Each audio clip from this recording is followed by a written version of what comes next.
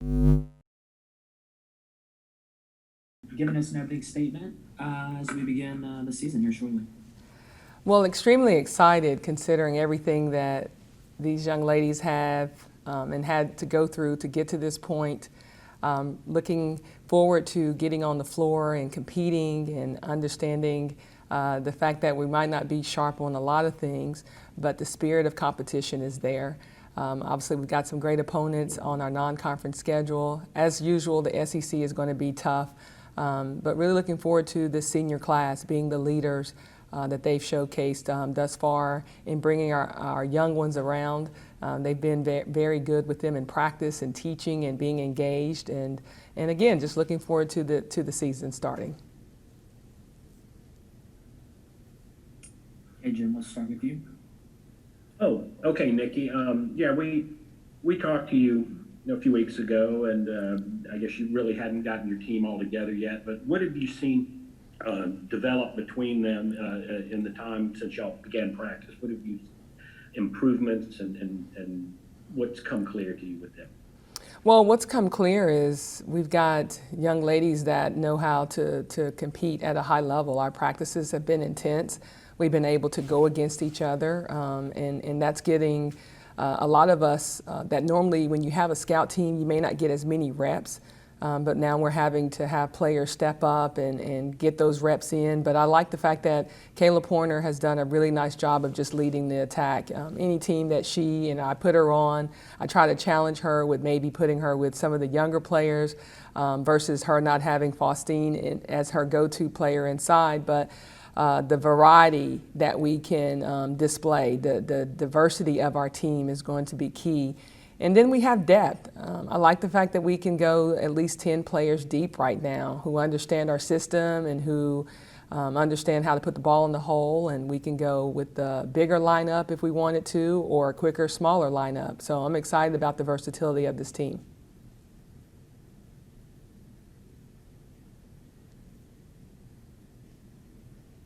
Hey, Nikki, you're about to tip The off. newcomers you expect to contribute the most? Jim, say again. I'm sorry.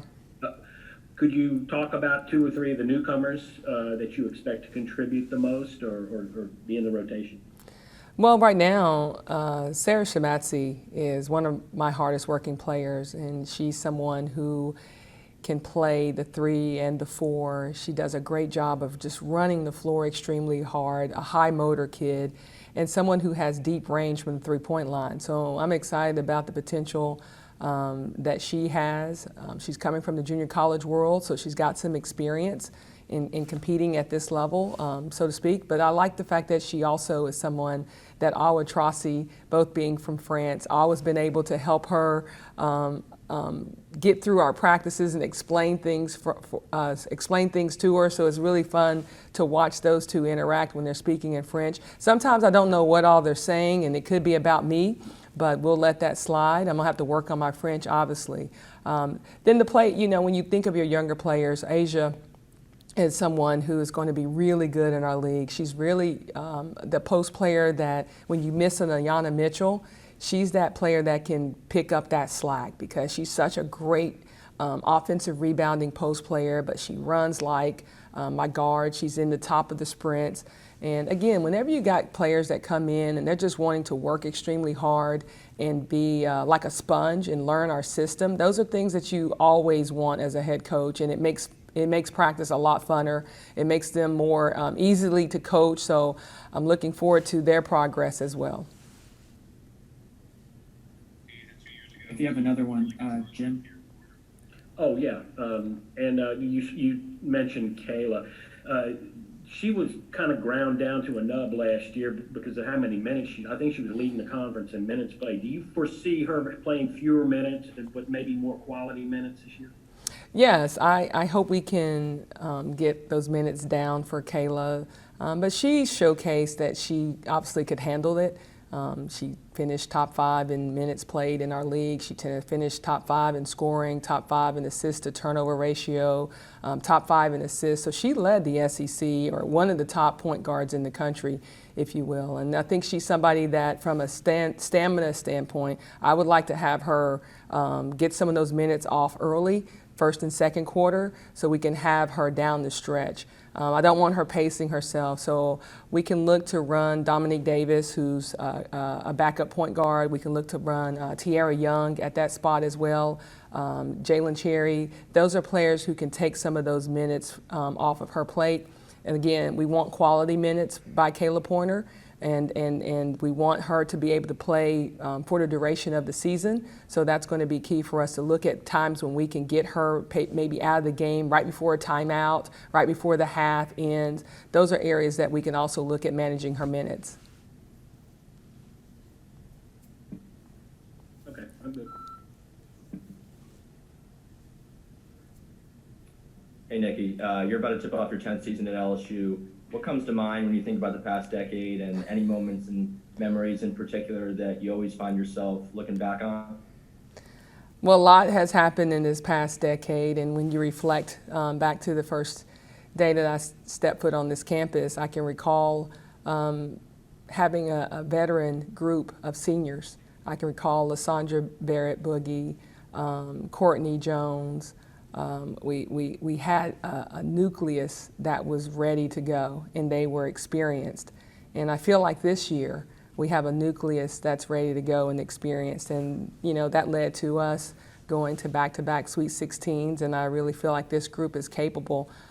We have the tools, we have the experience, we have the youth, we have the depth, and I can't see anything less than us finishing out the non-conference. Our goal obviously is to go undefeated in non-conference play, and you obviously want to finish in the top of the SEC, top 4 to get that bye during the SEC tournament, which anytime you're top 4 in our league, top 5 in our league, you should be nationally ranked, which will give you better seeding.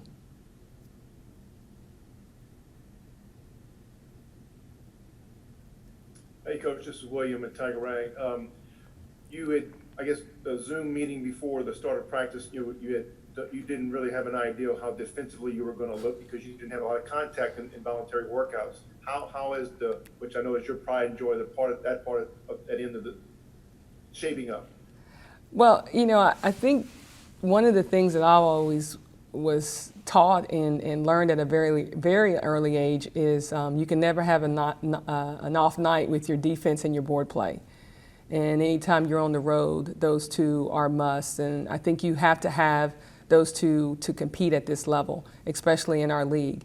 And although we haven't had a lot of contact, we have been able to implement strategies. So what are we doing on ball screens? What are we doing on screens off the ball? How is our matchup going to play? Because that's a defense that takes a lot of time. And with having several newcomers, we didn't spend as much time on it as I would have liked. But like I told them, I said, you know, anything that you play defensively, you just got to play it hard and you got to play it smart. And the more you play like a family on your defense, so that part, building cohesion, builds your defense. Doing all those Zoom calls in the off season built our defense.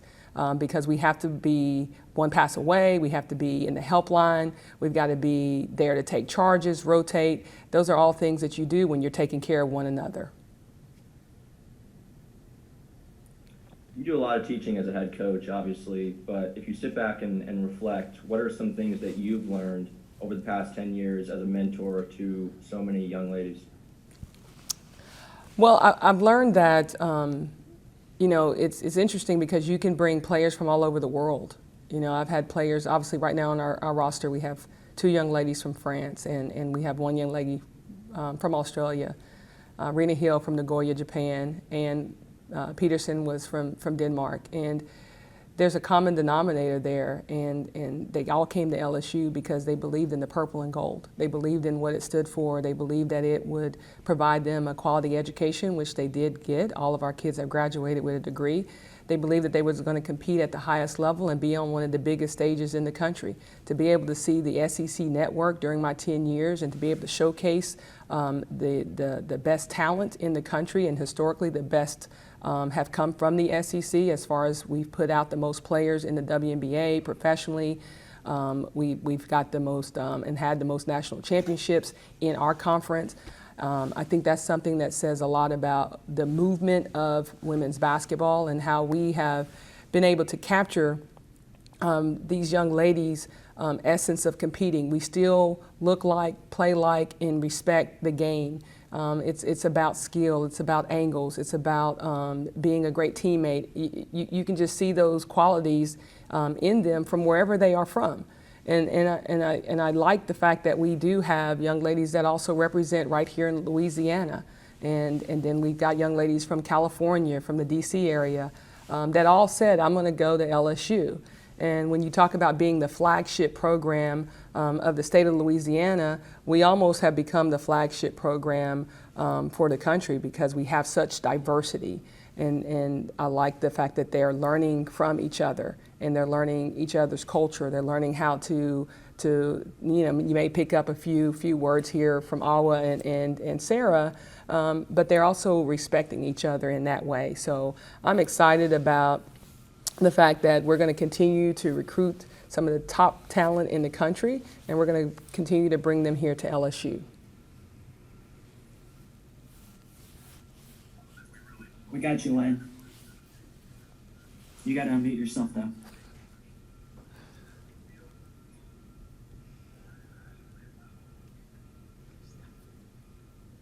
Nikki, can you hear me?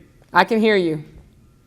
Thank you. You mentioned Kiara Mitchell. Bring us up to date on what she's doing. And also a second question regarding Kayla Pointer. I recall her a couple of years ago in her first year or two. She was a very reluctant shooter, and you can see now the cognizance that she can do it at a very high level. Talk about her involvement from a year or two ago to now as a senior. Well, you know, Kiara Mitchell had a knee-ending injury, season-ending injury with her knee, and it pivoted her from her aspirations to play in the league and to play at that next level. But she is currently working with LSU and in a department that she interned. And so we're glad that she can still come by and we can still see her and she can still be here in spirit, and obviously and her presence is limited due to COVID, but we know that she's here. Kayla's advancement of shooting has come because she's put time into her shooting. She's in the gym before practice, she's in the gym after practice. She's worked on extending her range to being able to shoot the three. She's always been crafty as far as her ability to drive and get to the paint and disrupt people's defensively because she's really that good at getting by defenders. But I like the fact that she's adding the mid-range part to her game. I just remember when she first came in, and I think this is something that you just did in high school, she shot a lot of floaters. And so I just challenged her. I said, you got to get to a spot, kind of like how a Regine Moncrief would or a Chloe Jackson would get to a spot and elevate and go to the jump shot. And so I made a deal with her. I said, but if you're shooting 50% or better with those floaters, then I'm not going to say anything. Well, she wasn't, so I had to say something, obviously. But I'm excited about Pointer. I'm excited that there was this one thing that I did, and I'm a fan of Sue Bird. We were playing, and Kayla had been struggling a little bit with her scoring. And so Mike, our film guy, literally, I said, hey, get footage of Sue Bird. And I'm not saying Kayla Pointer is Sue Bird. And I said, find footage of Sue Bird and then match the same footage of Kayla Pointer. Well, that wasn't that difficult to do. It didn't take him that long. And so just being able to build her confidence, to give her that part of me as her coach, I think that was important for her to visually see herself being that good because she's a very humbled young lady. She's someone that is very selfless. And there's times where I'm like, Kayla, I need you to be a little bit more about you and take over. And so just learning that balance, I think she's doing a great job of figuring that out right now. Nikki, you mentioned y'all would shoot the three better. Have you seen that in practice? And who are some of the people that you're going to give the green light to? Okay, Jim, so this is going to totally blow your mind. Faustina Fua. I know a lot of people are going to say, you gave Faustina Fua the green light. Yes, I have. She's worked extremely hard on coming down in that trail spot and knocking down the three. And actually, every day we do shooting drills where our bigs are supposed to shoot the three, and they're held accountable for the number of threes that they have to make too. But right now, I would have to say Sarah Shamatzi can really stroke the three. Kayla Pointer is shooting the three very well. Well, all my perimeter players are expected to shoot the three too. Awa Trossi, you saw what she was able to do last year. So I like that I have my four-man, my big guards able to stroke the three ball. And then we also have players that it may not be as comfortable for them, and I wouldn't tag them as a three-point specialist, but the fact that they are working on their three makes that equally important to be able to knock down one or two a game. The key for us, if you would say how many threes you would like to make, obviously 7 would be a great number. And then defensively, we want to make sure that we're still keeping people to 3, no more than 4 a game. And so we're not losing that battle of the three-point ball because, as you know, we're going to play a lot of teams that like to shoot a lot of threes. BYU coming up is one in particular that we've got to be ready to stretch our defense a little bit more. And then, as you know, when we get into league, it's going to be your Missouris, it's going to be your Vanderbilt. It's going to be teams like that that really like to shoot the three. So we're getting ready to be prepared for us to make those threes, and that's what we want to have happen when we're looking at our stat line as well. Kind of a two-part question here. What's it been like being a mom, first and foremost, on top of a Division I head coach? And what are some of the biggest challenges that you've had to face when you think back from 2010 when you got here to now? Well, I mean, being a mom is made me a better coach. I feel like my patience is better. I feel like I'm able to look at them, and I've always said this, even in recruiting, you're going into someone's home and you're asking them to trust you to help raise their daughter.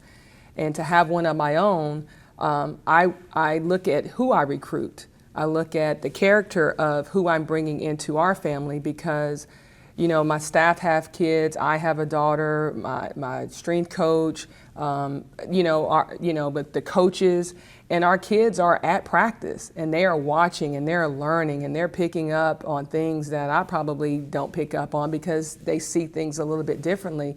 So I want to make sure that we're bringing in young ladies that represent the core values that we have set forth, but also that can be role models for our own kids. And I like the fact that our kids carry themselves in that way. Also, being a mom, I've got to be on time. When you're a mom and you got to have dinner at this time and this little one is hungry and things like that, you want to make sure that you're on time and being efficient. And so I think the kids, our team likes that, but I think they also like the interaction with the young ones. Faustina Fua is, I told her, I said, you know what, you should own a daycare one day because she is so good with young kids. And we do a lot in the community, which I'm glad that they sometimes you say, hey, we got to go get in the community and we got to do this, this, and this, but I just kind of let them pick what that is. I let them choose what community involvement they want to have and be engaged with, and then we go and we support what they want to do. And a lot of times it's surrounded and about kids and helping them either whether it's a literacy program or a feeding program or after school program or even a health and wellness type program. And it seems like we gravitate to the kids. Hey, Coach, it's William again. With the season starting later and obviously less games in non-conference, just this kind of the dynamic of trying to get a lot of things accomplished and fixed rotations and things because the conference is right around the corner. You have less games to prepare in getting to that point. Yeah, it's been interesting trying to, keep practice at that level of competition when you're not playing as early. We were 2.5 weeks of no games, and normally we would be playing the first part of November. So the scrimmage, bringing in officials, we've been doing that to kind of give them that feel, but it obviously can't replicate it. So I hope the tournaments that we're competing in can help us when we get ready to play in the SEC tournament. And knock on wood, I hope we're able to play a complete SEC season. But I think the one thing that has been challenging is, again, the lack of contact that we were able to have early. And basketball is a contact sport, but not at the expense, obviously, of our student athletes' health. We would never jeopardize that. So that's why we've been in small groups for so long. We still lift in 2 separate groups even today as we speak, just for social distancing purposes. But right now, I think our defense is catching up with our offense. Usually it's the other way around. So, and Chris White, our strength coach, has done a phenomenal job of just getting them back to that shape that they need to be in. We obviously monitor everything with the technology, and we're monitoring, where we were last year compared to this year. We can look at that data and see, and making sure that we're putting them in the healthiest situation they can be to compete for the duration of the season. Okay, we'll go to Len for the final question. Yeah, thank you. I want to follow up a little bit, if I could, on postseason, and I know it's a crapshoot at this point at best, but have the women announced anything, to your understanding, about a postseason bubble in the playoffs? And has anybody ever talked at this point, I know it's very early, about the availability of a vaccine sometime in the season, if that is indeed possible? No, we know that the men are looking possibly to do that. We haven't had conversations as of today. I'm sure it will be a topic of discussion for women's basketball to be bubbled. I would like for them to take, because we were an automatic in. We were in last year. I'd like to take all those teams that were in last year and just plug them back in this year or this next coming season for the NCAA. But no talk about that, and obviously we're hoping and wishful that our experts in the health profession can come up with a vaccine. So right now, there's, again, no talks about us bubbling, but definitely I am open to that concept. Thank you. Thank you, Nikki. Appreciate it. Thank you, guys.